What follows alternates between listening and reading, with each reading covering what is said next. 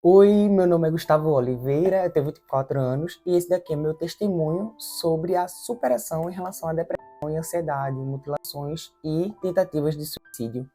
E minha oração sempre, vários meses, é que esse testemunho ele venha tocar a sua vida. Estou até com um tablet porque eu vou contar de maneira muito mais detalhada, como vocês nunca ouviram antes. Bem só, começando com minha família, nunca foi tão bem estruturada. Na minha casa, era eu, meu irmão do meio, o meu irmão mais velho tinha ido morar em São Paulo, então era eu, meu irmão do meio, minha mãe e meu pai. Só que meu pai, ele nunca foi tão presente antigamente, na época da minha infância e adolescência, porque ele trabalhava muito para sustentar a casa.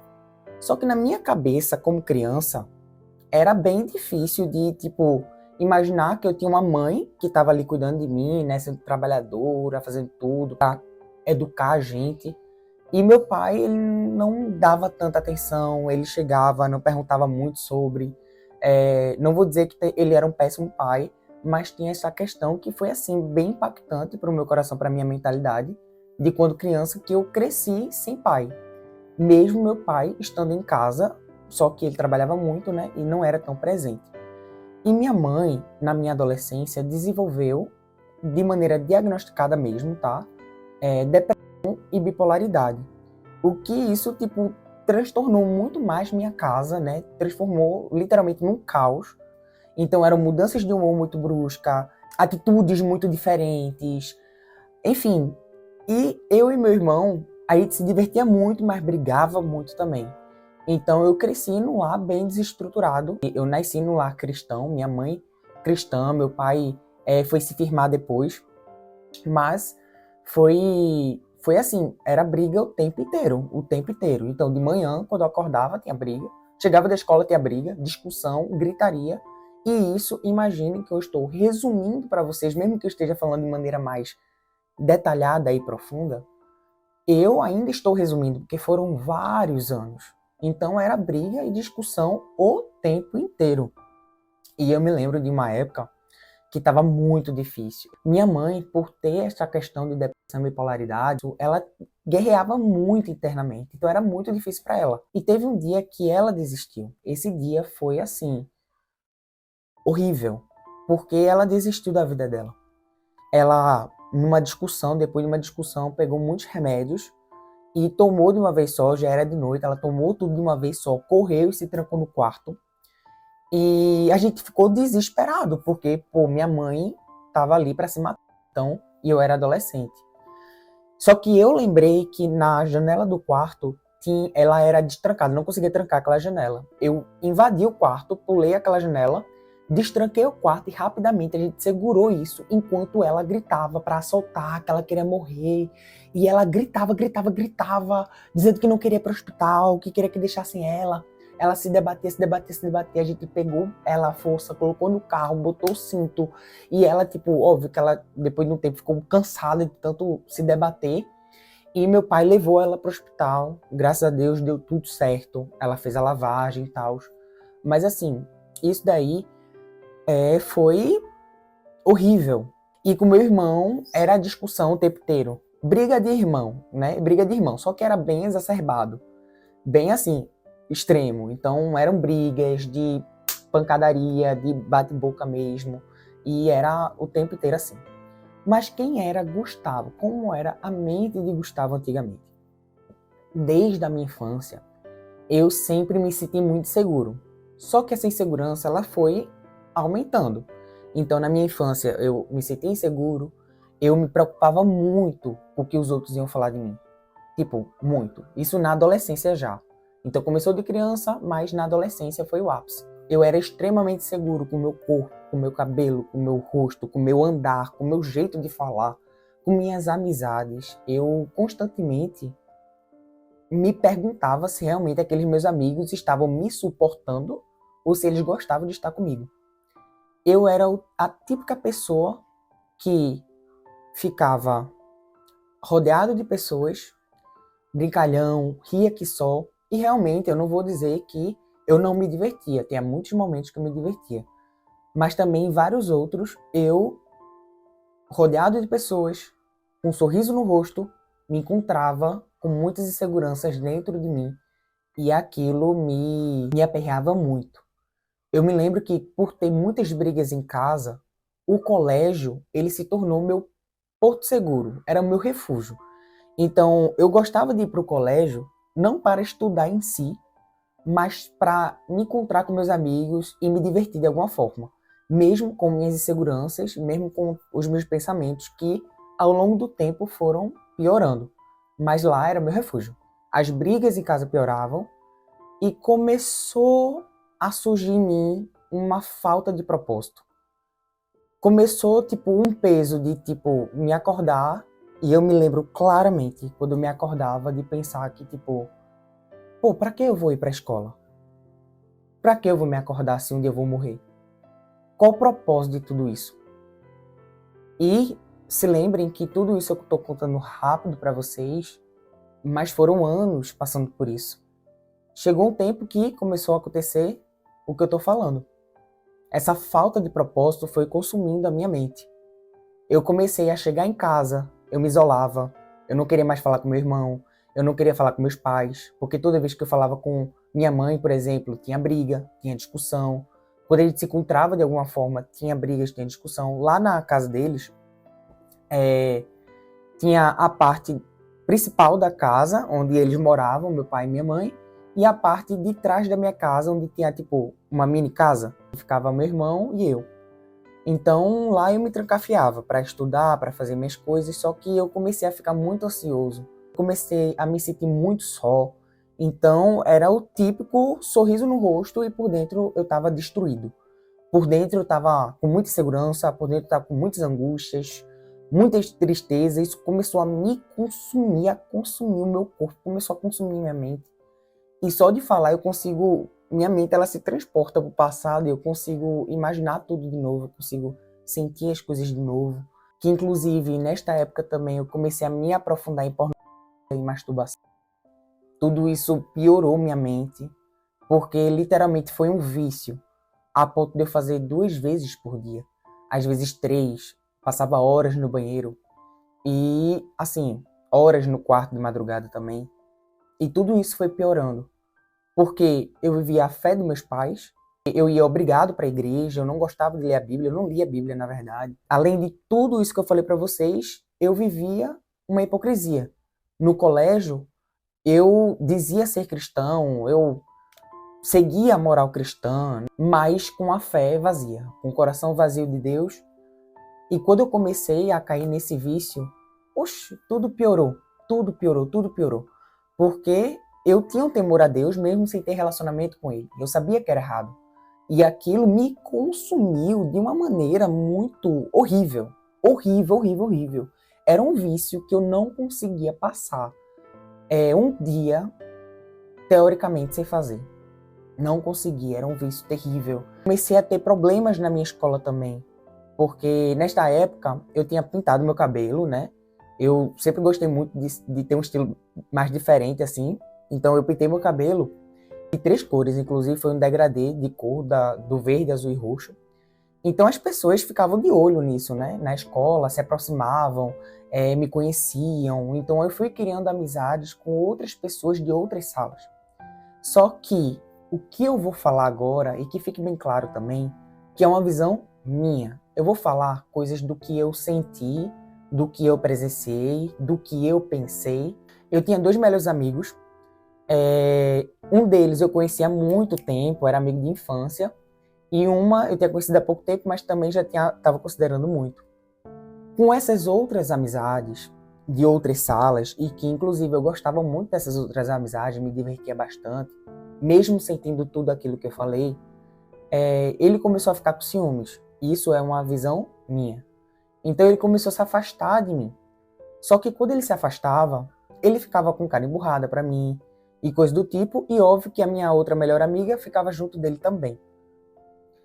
Eu me lembro muito de que isso aconteceu durante muitos meses. Isso eu já tinha 16 anos. E eu gostava muito deles, muito, muito assim de coração. Eram amigos meus muito próximos. Eu sempre fui uma pessoa muito fechada, então as minhas inseguranças e o que eu sentia eu não contava muito pra ninguém. Praticamente nada. Mas mesmo assim, eu gostava muito de ficar com eles porque a amizade realmente era verdadeira. Com isso, ele começou a se afastar de mim. Eu ia até ele, perguntava para ele o que estava acontecendo. Ele me perdoava e eu pedia desculpas. Isso foi acontecendo constantemente.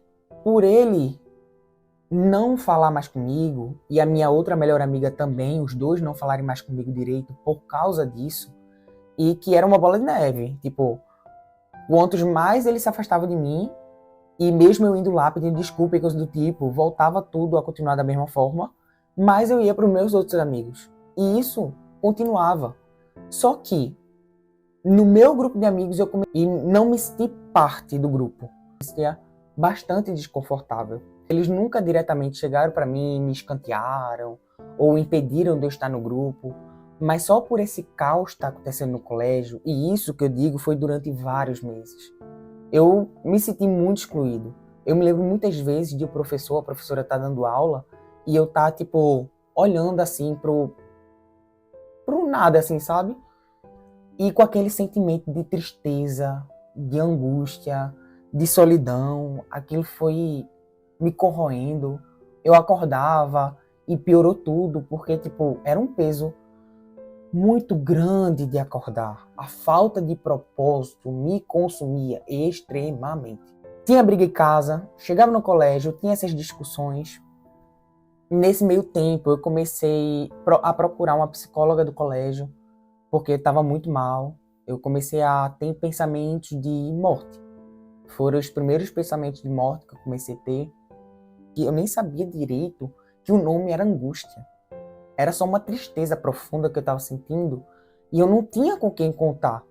Eu não sabia para quem falar. Eu era muito fechado. Então, tudo começou a, tipo, aos poucos, assim, a explodir. E eu me lembro de falar com essa psicóloga. Inclusive, eu falei para ela, chorando muito. Falei para ela que eu tava com esse sentimento de morte, que de vez em quando tava passando, assim, de vez em quando, várias vezes, passando na minha mente, um pensamento de, poxa, eu tenho que morrer, essa dor tá muito grande, essa dor tá muito grande. E eu me lembro dela tentar me consolar de alguma forma, mas depois ela falou assim, Gustavo, isso daí, o que você tá passando é normal. É normal você pensar isso. É normal você pensar de vez em quando sobre isso. E não é normal, gente. Se você já tem um pensamento de querer se matar, é algo constante, óbvio que não é normal. Mas eu estava muito confuso. Eu me lembro que essa psicóloga convidou meus amigos, aqueles meus melhores amigos para conversar também. Já tirou a gente da sala para conversar.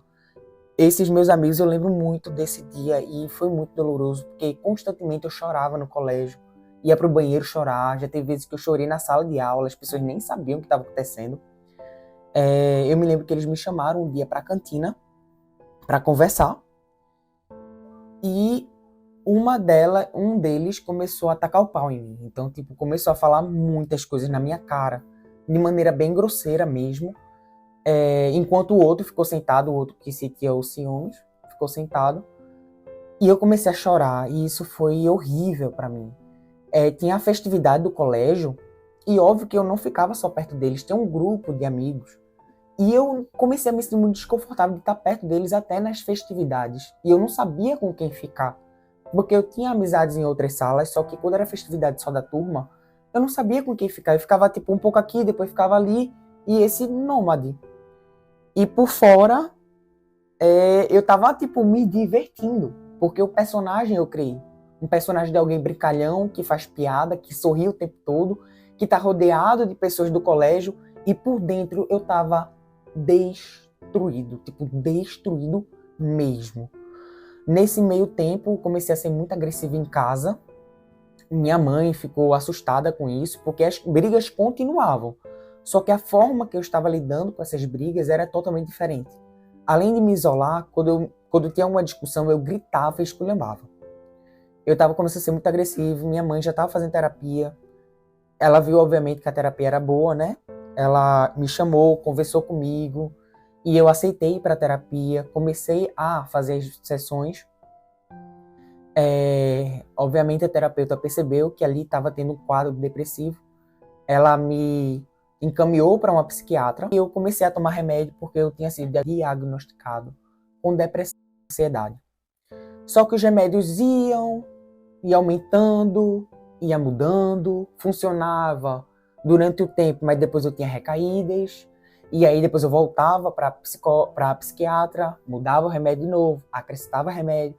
E ninguém no colégio sabia disso. Ninguém, fora a minha família, meu pai, minha mãe e meu irmão, sabiam que eu tomava remédio. Literalmente ninguém. Meu irmão já tinha se convertido, né? Tinha começado a ir para a célula, já tinha se convertido, ele mudou totalmente. Eu não tinha tanta briga mais com meu irmão, mas eu ainda me isolava muito. E essa angústia crescia tanto, gente, tanto, que eu me lembro, assim, é doloroso só de pensar que toda noite, praticamente, eu tinha insônia. E eu me contorcia porque a dor era tão intensa no meu emocional que literalmente essa região do meu coração doía. Doía literalmente, dor física. E eu me contorcia na cama, me contorcia. Eu pegava o cobertor e apertava, e puxava, apertava no travesseiro, porque a dor era muito grande. Só de falar pra vocês, eu volto assim, sabe? A minha mente, ela volta. Com a pressão do Enem, pressão do SSA, pressão de estudo, a fé falsa que eu vivia, a hipocrisia, vício em pornografia, brigas em casa, briga comigo mesmo, inseguranças, briga no colégio, tudo isso foi se acumulando e eu tava realmente ficando muito mal. Minha cabeça, ela funcionava 100% do tempo. Quando eu tava brincando com outros amigos e tal, eu esquecia por um momento, mas depois voltava de vez. Então eu me lembro que quando ao meu redor, de madrugada, tudo fazendo silêncio, o meu coração e minha mente era o que mais me acusava e me perturbava e me incomodava, e a angústia e a dor era muito grande. E teve um dia que eu me levantei, fui na cozinha, eu peguei um utensílio lá, eu apontei pro meu pulso, me ajoelhei e chorei. E eu comecei a dizer para Deus, Deus, me desculpa, me desculpa, me desculpa. Eu não sei o que eu tô fazendo, não sei o que eu tô fazendo. Chorei, chorei, chorei. Só que não ficou aí. Porque teve outro dia. Só que já era de tarde. Minha mãe tava dormindo no sofá. E eu simplesmente fui na cozinha, peguei o utensílio e me cortei. O meu pensamento era o seguinte. Eu sei que pessoas que passam por isso se conseguem aliviar a dor que sente. Então deve funcionar. E eu fui lá e me cortei. E óbvio, doeu pra caramba. Num pequeno instante, a dor que eu sentia na alma não foi maior do que a dor que eu sentia no pulso. Mas depois isso voltou. Eu rapidamente fui no banheiro, porque isso eu fiz lá na cozinha mesmo. Fui no banheiro, liguei o chuveiro e comecei a me cortar muito. E eu cortei o braço todo. Foram cortes, não foram profundos, mas doeu muito, saiu muito sangue. E eu só me lembro do sentimento pesado que eu sentia na minha mente, no meu espírito, em tudo. E no meu físico, uma dor muito forte no meu braço. E eu lembro de pensar, que porcaria que eu tô fazendo? E eu chorei, chorei, chorei. E eu sabia que uma hora ou outra meus pais iam ver. Eu usei manga longa e tal, mas no outro dia eu fui lá e contei pra eles, me levaram. Obviamente ficaram desesperados. Por que você tá fazendo isso? Você não tem que fazer isso. Você tem que contar com a gente, sei lá o que, sei lá o que, sei lá o que. Me levaram pra psiquiatra, mudou os remédios e assim vai. Esse foi o meu terceiro ano. E foi o pior ano que eu vivi na escola. O pior ano. Mas me cortei 3 vezes. Eu não só me cortava, eu me batia. Eu praticamente me espancava. Eu me arranhava muito. Então, normalmente eu fazia isso na região da coxa para ninguém ver. Mas teve um dia que eu arranhei tanto o meu braço que ele ficou assim, praticamente carne viva, sabe? Ficou muito vermelho. E minha mãe perguntou o que era aquilo, eu tinha dito que era alergia, e fiquei coçando e tal, e passava. Eu me batia, eu me beliscava, eu me estapeava de maneira muito forte. Então, tudo isso era uma forma de tirar a dor que eu sentia interna. Passou-se o terceiro ano, com muitas dificuldades. Em 2019 eu me converti e de verdade encontrei o amor de Deus assim como nunca antes. E eu entrei na igreja, entrei na célula, tinha passado no Enem em análise e desenvolvimento de sistemas, passei também em ciência da computação, só que eu percebi que não era aquilo que eu queria Isso era um sonho dos meus pais, né? Porque meus irmãos também fazem nessa área. Meus pais sempre diziam para mim para eu fazer nessa área e eu ia na onda. Mas depois eu percebi que não era isso e eu queria entrar para ser designer gráfico. Então eu entrei no cursinho de novo. Foi uma época difícil, porque eu fui muito desacreditado. Não recebi apoio, praticamente nenhum em relação a isso. Então foi outra época difícil, mas também isso é para outro vídeo. Mas estava na igreja, estava sendo cuidado pelos meus líderes, ninguém ainda sabia sobre o que eu passava, sempre fui muito fechado em relação ao que eu sentia, então eu guardava tudo para mim, isso era péssimo. Mas eu vivia e os remédios estavam fazendo mais efeitos, eu passava um mês de boa, depois tinha recaídas e tal, mas estava funcionando mais do que antes. Havia ainda trocas de remédios e adições. Eu já cheguei a tomar 8 comprimidos, ou foi 8 ou foi 9 comprimidos. Tinha um deles que me fazia tremer. Fui muito zoado com isso também, inclusive. Foi se passando. As inseguranças não tinham acabado, a tristeza e a angústia não tinham acabado. E depois de um tempo, finalmente eu consegui contar para um amigo meu da igreja em relação a isso. Então ele, assim, me deu um apoiozinho, sabe? Ele conseguiu ser um certo apoio. Ele não sabia muito, obviamente, como lidar, porque naquela época não era falado sobre isso na igreja. Era um tabu muito grande. Pessoas com depressão e ansiedade era falta de Deus. Precisavam se converter e precisavam ler a Bíblia. Então eu não contava nada disso para ninguém. E continuou. E teve uma época que começou a ser difícil novamente, porque como eu disse, tinha recaídas.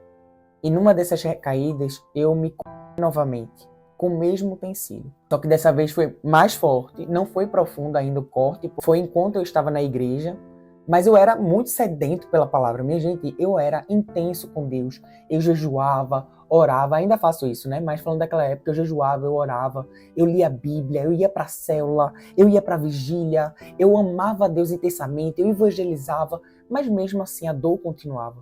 Porque depressão não é falta de Deus. Depressão não é falta de oração. É uma doença e é necessário tratamento. E dessa vez eu me cortei de novo, tive recaída, contei para esse meu amigo, ele não deu tanta importância, isso me feriu bastante em relação a isso. Eu já tinha muitas mágoas do passado em relação a amizades. Vi outras amizades no colégio que foram falsas comigo, então eu já tinha essa questão. Quando ele não deu muita importância, eu fiquei muito mal, porque eu precisava de um apoio, eu precisava que alguém me ajudasse, pelo menos para eu desabafar, para eu contar minhas coisas. Então, me cortei algumas vezes. Eu me lembro que tinha vezes, enquanto eu servia na igreja, que eu me beliscava na mão, porque eu estava muito ansioso, e eu me coçava, me beliscava muito forte.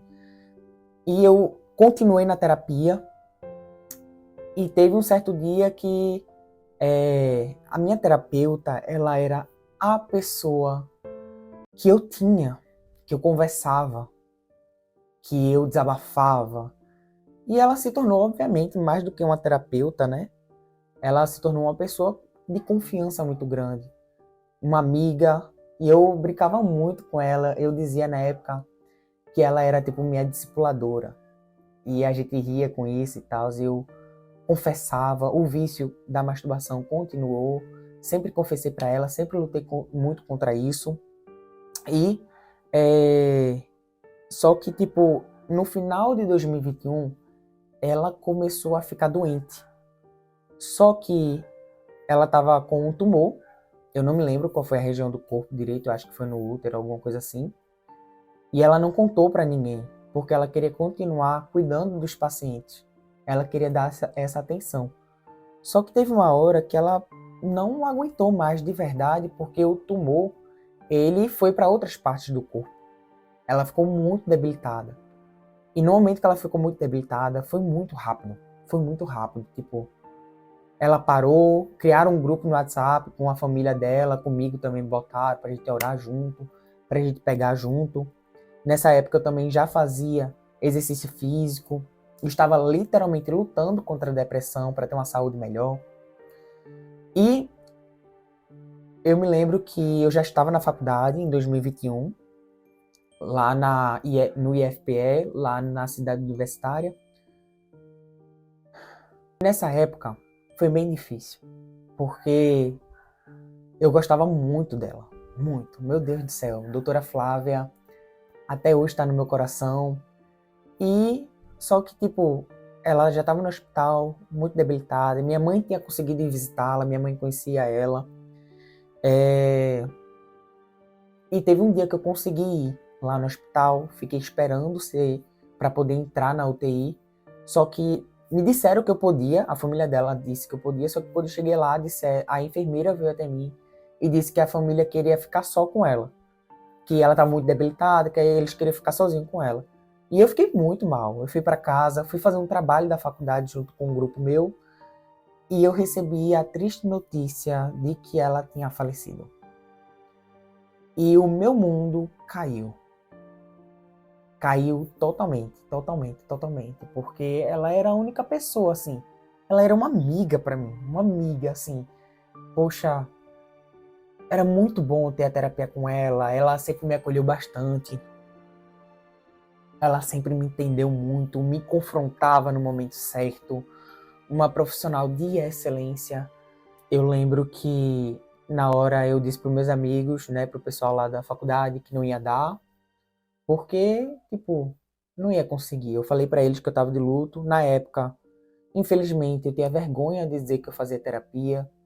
Então eu não disse que era minha terapeuta, eu disse que era uma amiga muito próxima, e que realmente era muito próxima, né? Assim, a gente cria um vínculo com nossos terapeutas, né? E fiquei de luto.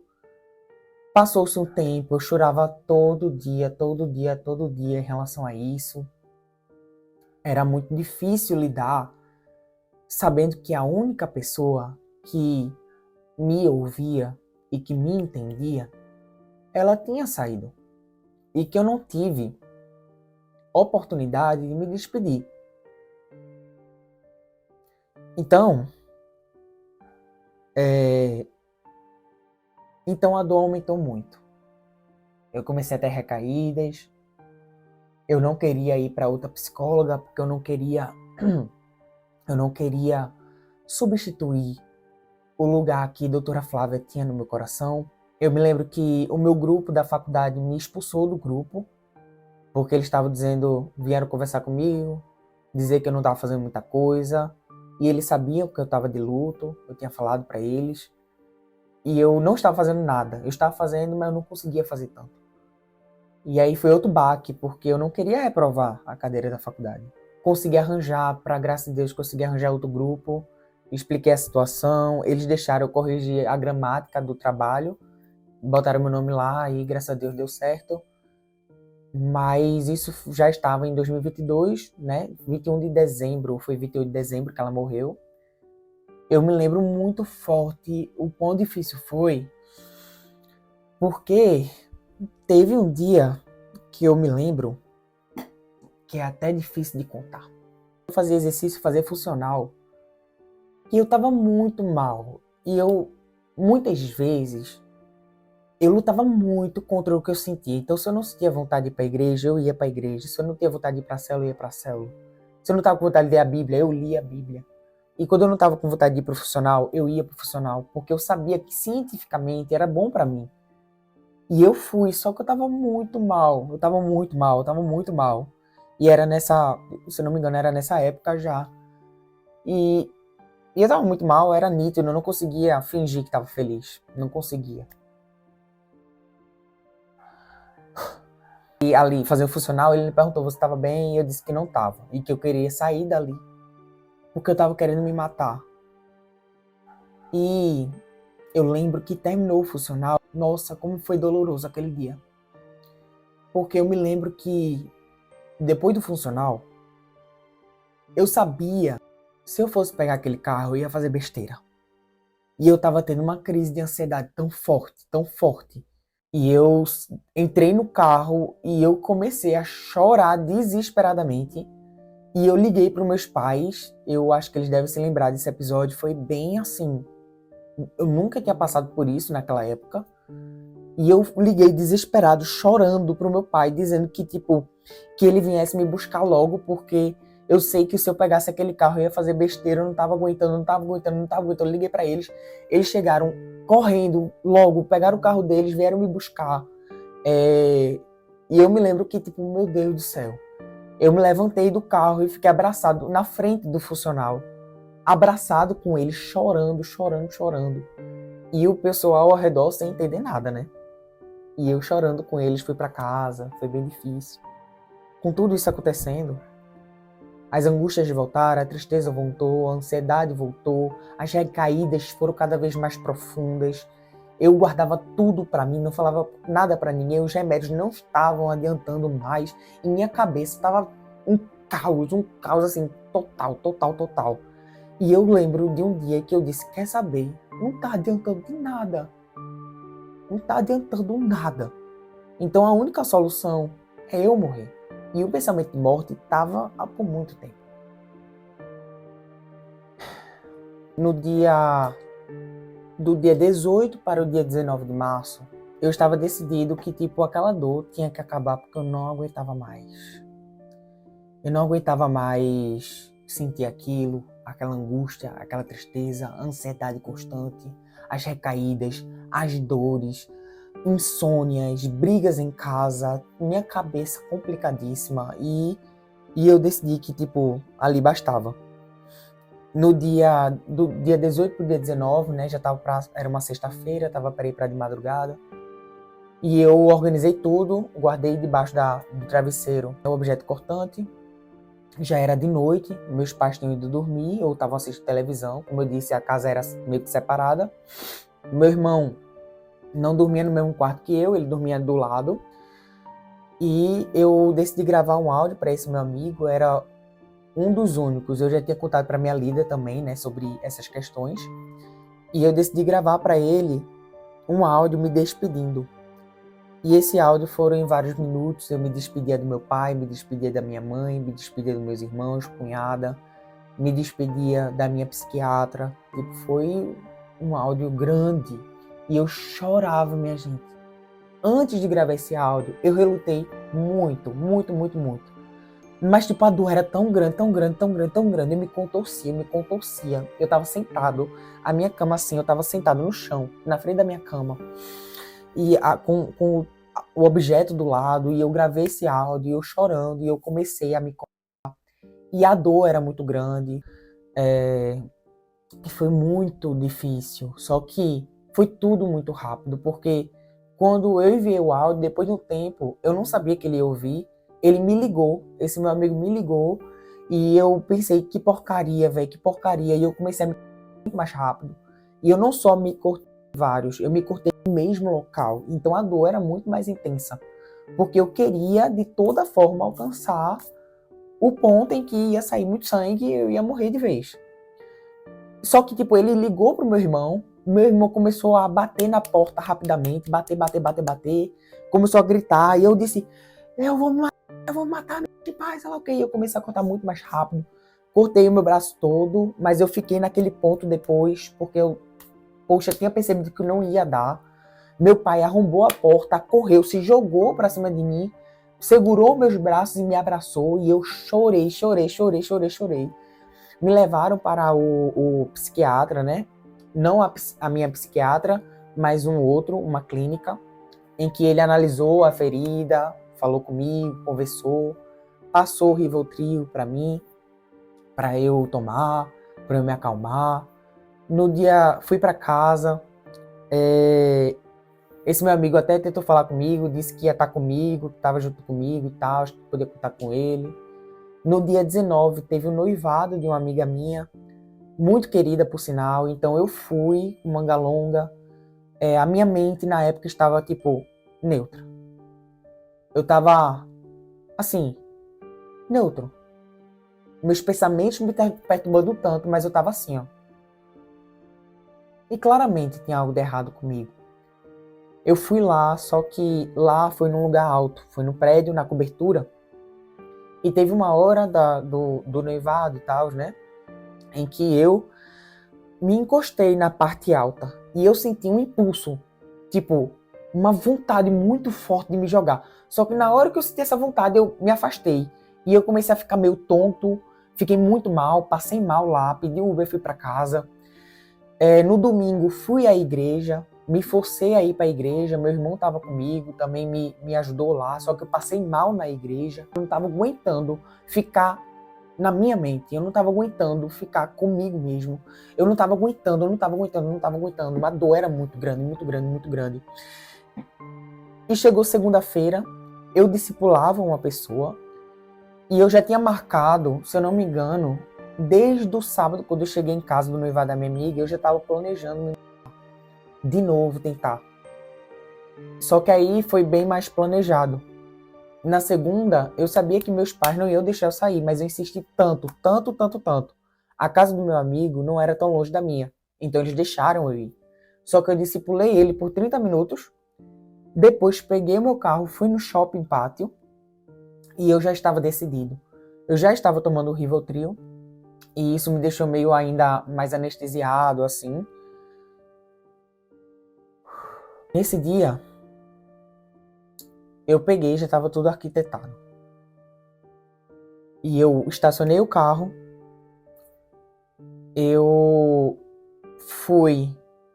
entrei pelo lado da Centauro, subi a escada rolante para o primeiro andar, fui na Calunga, fui no banheiro, no banheiro que fica atrás das Chili Beans, no segundo box, e eu lembro até hoje que a minha mente estava podre e destruída. Ninguém por fora, mas assim sabia, né? Tipo, quem sabia mais era aquele meu amigo, a minha líder e tal. Mas as pessoas em si, em que eu falava, não sabiam. As pessoas da célula não sabiam o que passava por mim. Mas ali eu estava muito decidido. E a dor, ela precisava acabar porque eu não aguentava mais. E lá no segundo box, deixei minha bolsa do lado e comecei o processo. Só que os cortes não eram leves. Os cortes não eram poucos. Os cortes eram bem profundos e abriam com facilidade. E o sangue caía muito. E eu lembro que enquanto eu me cortava, eu pensava, que merda, mas é isso mesmo. E eu continuei me cortando, e teve uma hora que o sangue, ele começou a ir para os outros boxes. Começou a escorrer. E eu ouvi, e caramba, isso foi uma dor, assim, muito forte, porque eu escutei uma criancinha falando, papai, aqui tem muito sangue. E ali eu sabia que eu ia chamar ajuda. E eu, meu Deus do céu, de novo não, eu preciso fazer isso logo. E eu comecei a me cortar mais fundo e nem precisava de tanta força. E teve uma hora que eu cortei e a veia apareceu. Apareceu e ficou nítida ali. E eu passei de novo na veia, porque eu sabia que aquele era o momento, passei na veia e ficou intacta, velho. A veia, ela não arranhou, nem arranhou. Ela não arranhou, gente, ela não arranhou. E na hora veio muito forte, meu Deus do céu. Nessa hora foi muito forte, que veio no meu coração. E Deus falou muito comigo naquele momento, filho, eu não quero que você morra. Gente, foi muito forte. Eu não ouvi audivelmente, mas eu senti tão forte e a voz na minha mente. Normalmente a gente, quando imagina ou pensa alguma coisa, a gente pensa com a nossa própria voz, mas não foi com a minha voz, foi com outra voz, a voz de Deus. Eu não me lembro direito como era essa voz, mas eu sei que não era a minha. E ele falou isso pra mim. E na hora veio no meu coração assim, eu me assustei, mas eu quero morrer. E eu respondi para meu pai, para Deus, eu quero morrer. E eu sabia que naquela vez eu não ia conseguir. Então eu continuei fazendo processo em todo o meu braço. E eu comecei o processo em cima do meu braço. E o sangue caía, jorrava. Só que não demorou tanto tempo assim, os bombeiros chegaram. E nessa hora eu já estava sentado no vaso, como eu estou aqui sentado com vocês. O box, minha bolsa, o sangue, minha bolsa melada de sangue. E eu estava meio desesperançoso, minha mente estava muito perturbada, eu estava muito perturbado. E eu lembro que os bombeiros chegaram rapidamente, viram que o sangue tinha se espalhado, olharam por cima, falaram alguma coisa entre eles, destrancaram a porta. E na hora eu tava meio tonto. Eu não sei se era por causa do remédio, eu não sei se era porque eu tinha perdido muito sangue, que era bem provável. E joguei o estilete no chão. E nisso, ele pegou com o pé assim, jogou pra longe, pegou meu braço bem forte, me enfaixou bem forte. E nesta mesma hora, minha psiquiatra ligou. E ela, nem sei por que ela ligou, eu não tinha falado nada com ela. Ela só ligou na hora que eles chegaram. Eles atenderam, perguntaram quem era, perguntaram pra mim, disseram o nome dela, eu fui e respondi que era a minha psiquiatra. E eu tava assim, ó, meu olhar de, tipo, morto por dentro. Morto. Alguém cansado de sentir uma dor extrema. Uma dor muito forte no coração, na mente, nas emoções. E eu tava cansado de viver. Cansado. E eles me tiraram do box, né? Me seguraram assim, me botaram em outro lugar, do banheiro. Nisso já tava chamando a ambulância. Um deles foi bem grosso comigo. Ele perguntou meu nome, só que eu não queria falar nada. Eu queria ficar na minha. Eu tava com muita dor, muita tristeza. E ele me perguntando, ele falou, você já fez uma merda aí, você não quer responder seu nome? Não foi exatamente com essas palavras, mas foi exatamente nessa grosseria. E eu respondi, Gustavo Gomes. Daí eles me levaram na maca, pra ambulância, avisaram meus pais, não sei quem avisou para meus pais, na verdade. Provavelmente foi a minha psiquiatra. Isso já era dia 21 de março de 2022. Já era quase de noite. Eles me levaram para o hospital. Eu só vi minha mãe gritando, por que você está fazendo isso comigo? Por que você fez isso comigo? E chorando, e gritando ali no hospital. E eu não falei nada, só entrei. E eles começaram o processo de sutura. Quando tiraram as ataduras, estava um negócio assim. Gente, horrendo.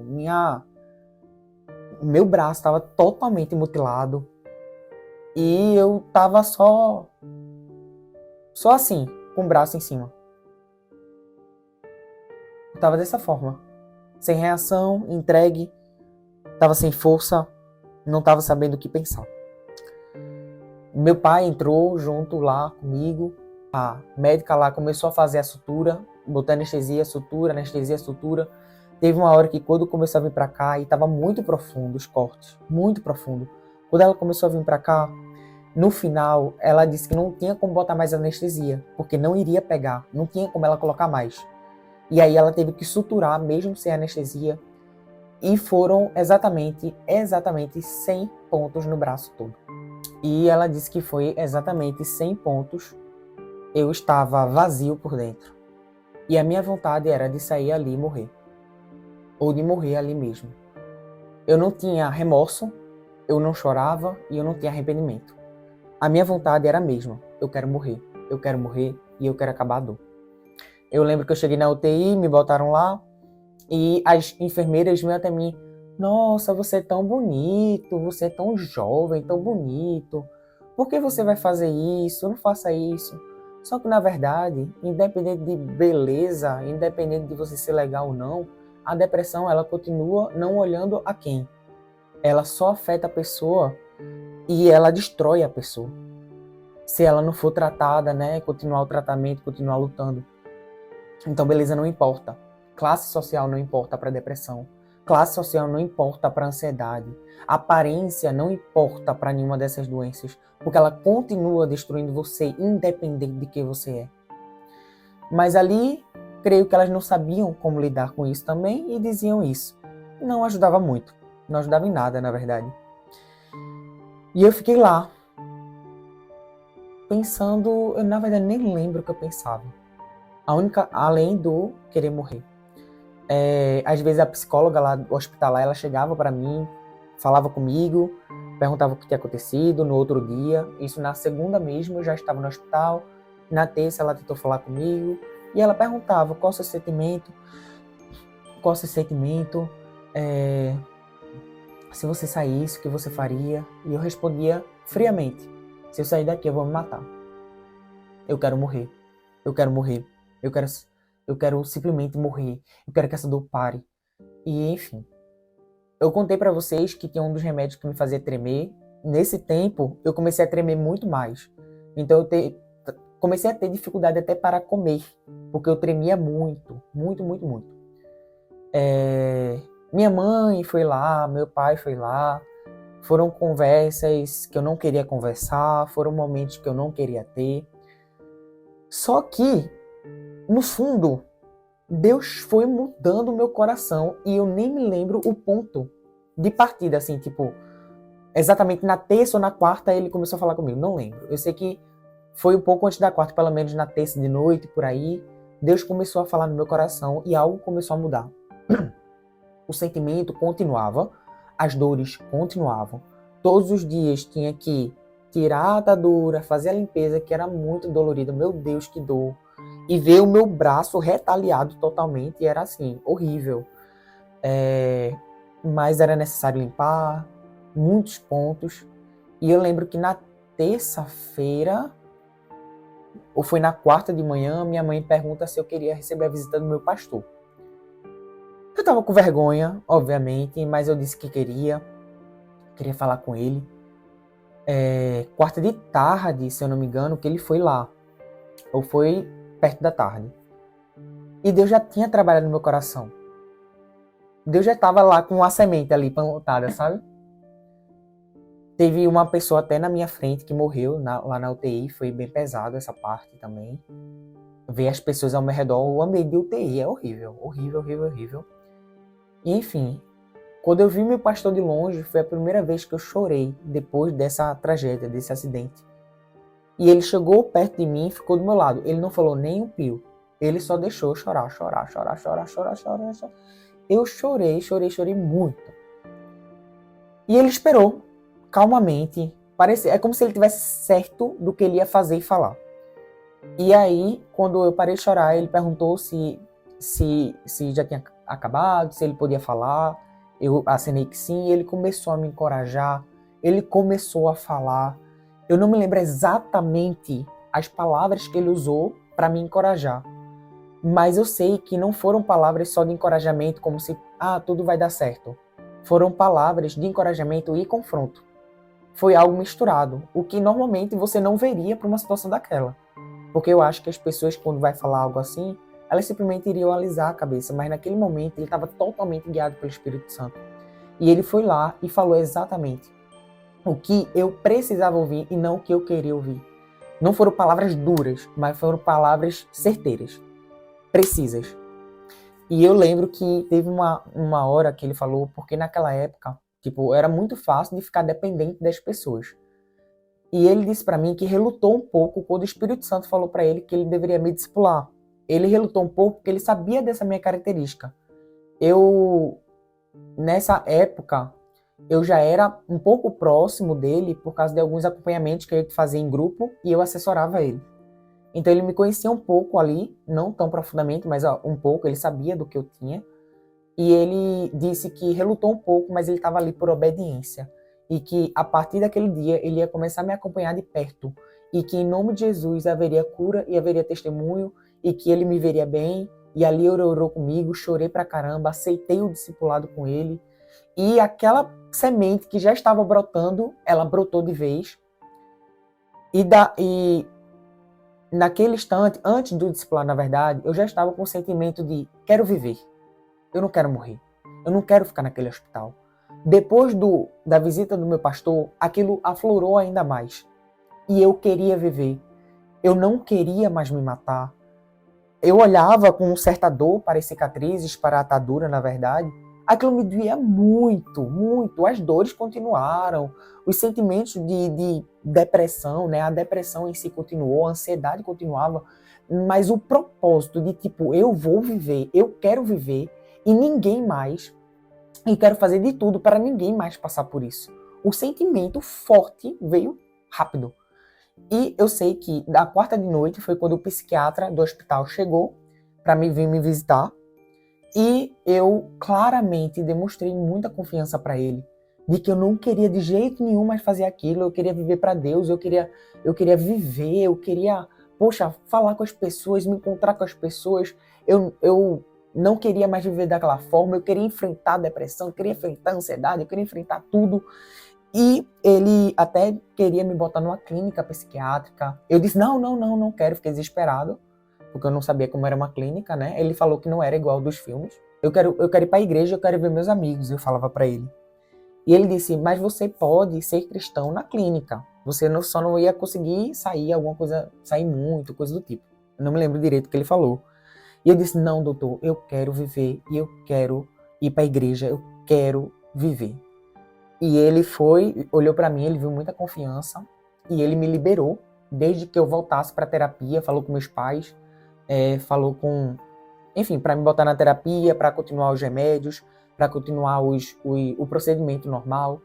No dia 24 tinha culto, na quinta-feira, eu saí de manhã para de tarde com a atadura e eu estava muito nervoso. A tremedeira continuava, né? Foi assim, um caos assim, essa tremedeira.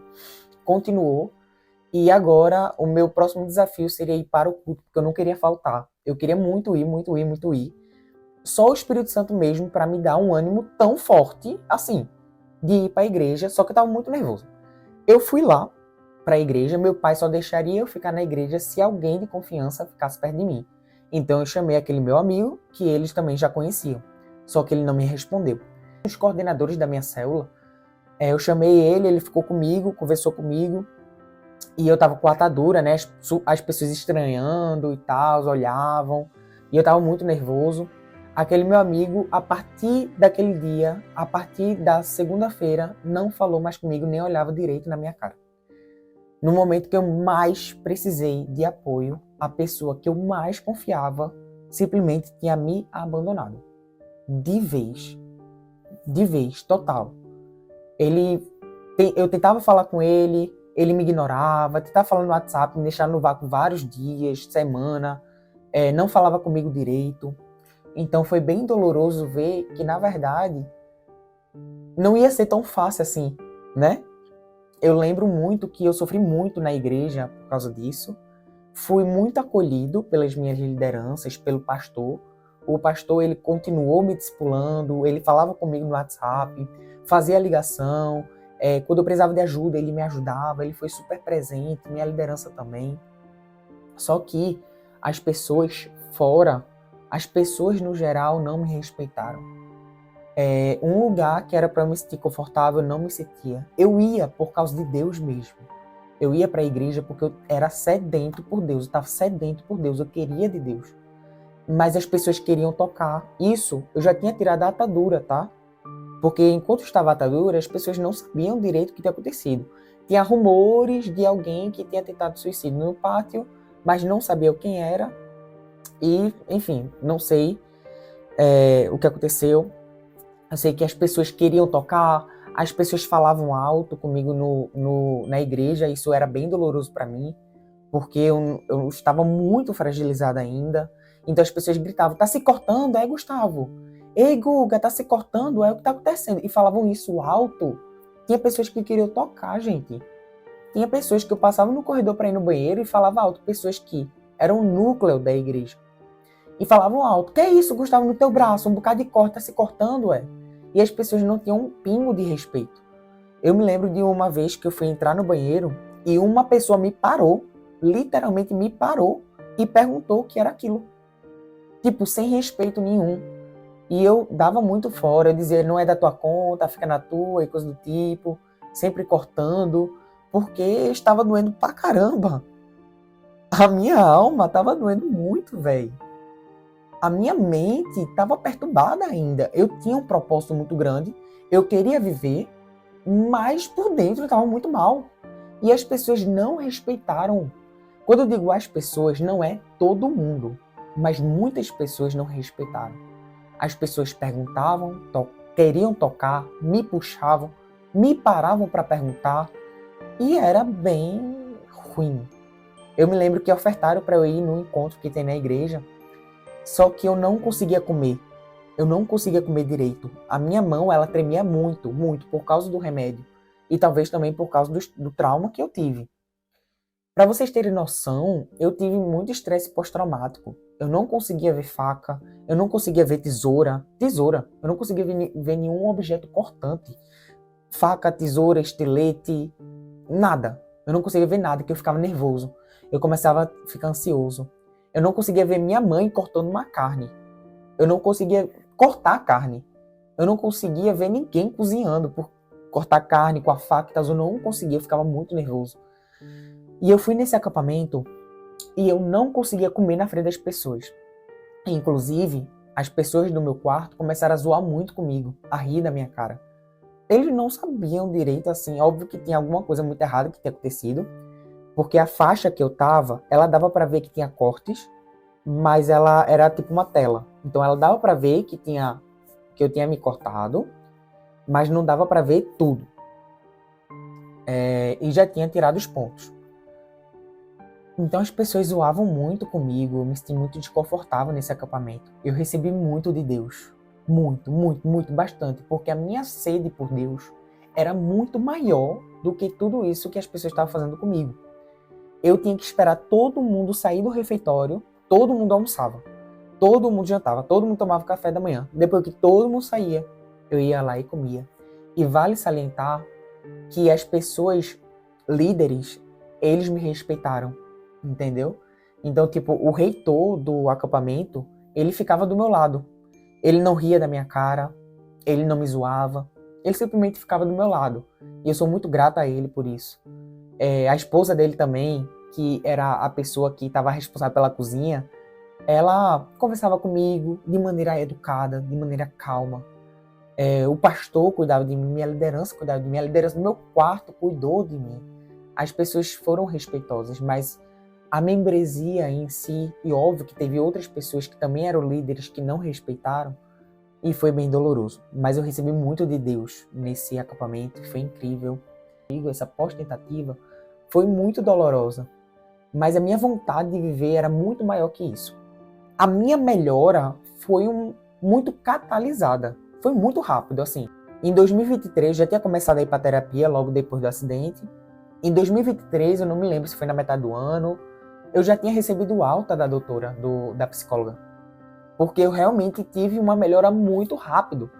O sentimento de ansiedade às vezes vinha, mas parecia que tudo estava cooperando de verdade para o meu bem. Quando eu tinha uma recaída ou não, eu já contava para a psiquiatra, já falava, já mudava o remédio, eu já lutava contra, eu não... Até de vez em quando, bem assim raramente, vinha um pensamento de morte, e ali mesmo eu já pedia para Deus segurança, já pedia para Deus me ajudar, já conversava com elas, e foi tipo, já conversava com o meu pastor também, que me ajudou muito nesse processo.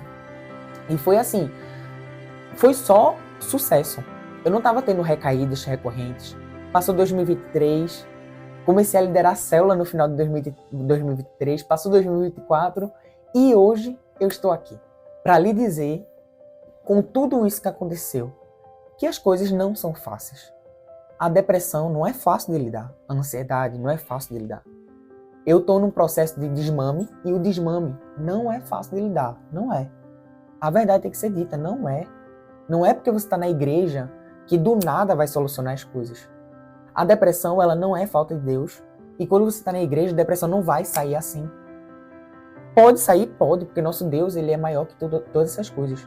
Mas tem vezes que é necessário sim passar pelo remédio, tem vezes que é necessário sim passar pela terapia. Que inclusive, você, se você está passando por algo do tipo, não hesite de procurar ajuda. Não hesite. Deus lhe deu essa vida para você cuidar dela. E você não está sozinho, mesmo que você possa se sentir só. Procure ajuda. Se necessário, tome os remédios. Na época que eu passei por isso, eu não tinha nenhum referencial de alguém que falava sobre depressão, que falava sobre ansiedade e crise de pânico. E eu não tinha ninguém para me apegar e tipo, caramba, essa pessoa tá vencendo, essa pessoa venceu tanta coisa, poxa, eu também tenho solução. Eu não tinha esperança. Mas eu tô aqui com esse testemunho para dizer que você tem esperança para sua dor. A sua dor, ela não vai lhe definir. Ela não vai definir como sua vida vai ser. Ela não é maior que o seu Deus e que o meu Deus. Ela não é maior de jeito nenhum. E eu tô aqui para lhe dizer que tem esperança. Como é o Gustavo agora, de hoje em dia? Gustavo é uma pessoa que não se preocupa com o que os outros pensam sobre ele. Óbvio, né? A gente se preocupa às vezes, mas não é a maior parte do tempo. Eu não sou mais uma pessoa insegura. De vez em quando tem inseguranças? Tem, é normal, mas eu não sou inseguro. Continuo lutando contra a depressão. De 8, 9 remédios, agora eu tomo só 4. Estou no processo de desmame. Poxa, teve épocas que eu fiquei ansioso, teve épocas que eu tive crise de ansiedade, até mesmo na igreja. E ninguém percebeu, mas eu tive muitas crises de ansiedade já na igreja. Já teve um dia que eu fui andando para casa da igreja, saí andando para casa porque eu não aguentava ficar ali. Mas eu sempre lutei muito contra tudo que eu sinto, porque eu sei que a depressão ela não me define.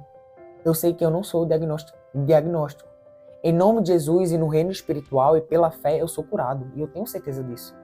Mas eu sei também que no momento terreno eu estou passando por isso e eu preciso me tratar com remédio. Quando eu pego o remédio para tomar de noite, os 4 comprimidos, eu já digo em nome de Jesus, algum dia eu vou parar. Mas por enquanto que eu não paro, o que eu faço? Eu continuo lutando e vou continuar lutando até o fim. Teve um remédio que foi desmamado há pouco tempo. Isso me causou uma confusão mental tão grande. Eu tomava 3 comprimidos dele, era um remédio pesado para ser tomado. E foi tirado 2 comprimidos. E aí, meu humor ficou super instável. Eu comecei a passar muito mal, porque eu comecei a responder as pessoas com grosseria. Sem perceber não, eu percebia e eu ficava muito mal, porque eu não queria ser dessa forma. Teve um dia que eu tive uma crise de pânico muito forte enquanto dirigia. Eu tinha dito para a doutora, eu não estou aguentando mais. Ela acrescentou remédio para mim. Só que ao mesmo tempo, depois dessa crise de pânico, as coisas começaram a melhorar. E eu pensei que, se eu começar a tomar o remédio, eu vou ter que desmamar de novo. E num podcast de uma doutora, ela disse que o desmame é doloroso, mas é necessário passar por esse desmame para ter a cura. Mas eu nunca fiz nada fora do que a minha psiquiatra manda. Então eu conversei com minha psiquiatra e eu disse, doutora, eu quero lutar contra, eu quero acreditar em nenhum remédio. Eu quero passar por essa dor para ser curada em nome de Jesus. E ela disse, olha, tô vendo que você realmente está confiante disso e tal. Se qualquer coisa acontecer, você já começa a tomar o remédio de novo. Aí eu, beleza. Foi dia 8 de agosto que aconteceu isso. E até agora, não acrescentei o remédio, porque eu estou lutando contra a depressão. Óbvio que sob o cuidado da minha psicóloga e da minha psiquiatra, não faço nada que eu não pergunte antes para elas, sobre os remédios em si. Então, eu estou no processo de cura. Gustavo não é uma pessoa insegura. Gustavo continua tendo problemas como todo mundo. De vez em quando, eu tenho ansiedade. De vez em quando, eu fico triste. De vez em quando, eu me sinto só. Mas isso é coisa normal da vida. Esta parte do de vez em quando. Porque o sentimento, ele é normal. Quando ele está exacerbado, que não é normal. De vez em quando eu tenho uma crise de ansiedade. Mas estou lutando contra. E a minha esperança está em Deus. E eu estou aqui exatamente nesse vídeo para te dizer que tem esperança nessa sua dor.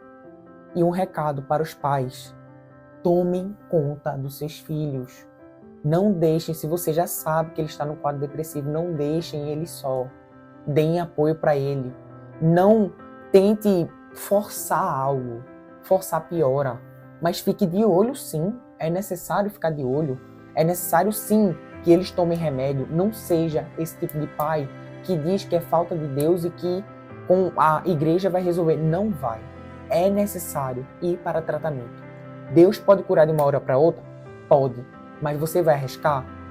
Amigos, por favor, prestem mais atenção nos outros. Prestem mais atenção em vocês, para vocês se cuidarem, mas prestem atenção nos outros. Preste atenção se os seus amigos estão bem ou não. Pergunte se as pessoas estão bem. Seja uma rede de apoio, mas óbvio, não pegue todo o peso para si, porque você não é responsável pela decisão das pessoas. Mas conta esse testemunho para liberar a cura. Que em nome de Jesus, através desse testemunho, você saiba que tem esperança. E, inclusive, esse vídeo é porque Deus mandou eu fazer. Porque não é confortável falar. Mas, em nome de Jesus, que você receba essa cura. E que tenha esperança. Porque sua vida tem propósito. Esse vídeo não era para ser lançado no Setembro Amarelo. Inclusive, desde o início do ano que eu estou pensando sobre ele. Tentei lançar antes, mas proveu a Deus que fosse agora. E, em nome de Jesus, É isso aí. Deus ama vocês e a sua vida tem propósito.